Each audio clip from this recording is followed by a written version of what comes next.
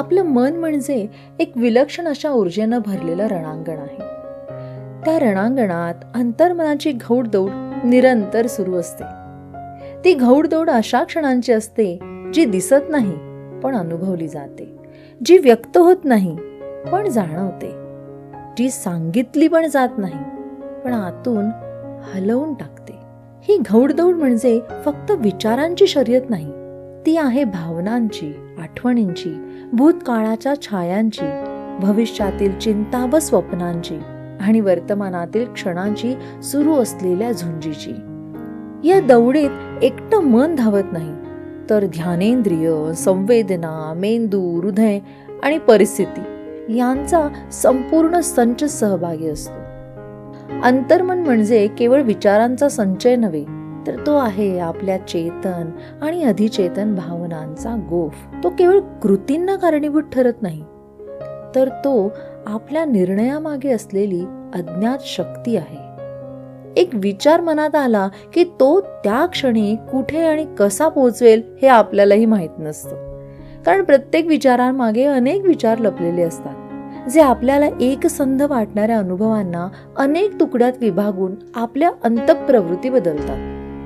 मेंदू म्हणजे माहिती प्रक्रिया करणारा अवयव, तर मन हे त्या प्रक्रियेतील गुंतागुंतीच्या अर्थ लावण्याचा केंद्रबिंदू आहे. मेंदू विचार करतो, मन त्याचा अर्थ लावतो आणि हृदय त्यांचा अनुभव घेतं. उदाहरणार्थ, एखादी घटना जशी घडते ती आपण पाहतो म्हणजे दृष्टी, ऐकतो म्हणजे श्रवण करतो, स्पर्श करतो स्पर्श ज्ञान आलं, गंध घेतो म्हणजे घ्राणेंद्रिय आणि चव घेतो म्हणजे रसना. या सगळ्या इंद्रियातून आलेली माहिती मेंदूपर्यंत जाते, पण त्याचे भावनिक विश्लेषण होतं मनातूनच. यातून संज्ञान, अनुभव, अर्थनिर्णयन, प्रतिक्रिया या सर्व घडते. ही अंतर्मनातील घौडदौड थांबत नाही, कारण तीच माणसाला स्वतःकडे पाहण्याचं आरसा पाणी देतं. आपले अपयश, चुकीचे निर्णय हे सगळं मनावर ओरखडे उठवतं. पण याच घौडदौडीतून अंतर्ज्ञान, आत्मभाव व प्रगल्भता येते. घौडदौड ही नुसतीच धाव नाही, ती एक चक्रव्यूह आहे. या चक्रव्यूहातून बाहेर पडण्यासाठी माणसाला स्वतःच्या विचारांचे, भावना, प्रेरणांचे आणि अनुभवांचे सूक्ष्म विश्लेषण करावं लागतं. थोडक्यात म्हणायचं झालं तर अंतर्मनाची घौडदौड ही मन, मेंदू, हृदयाच्या त्रिकूट संवादाची झेप आहे.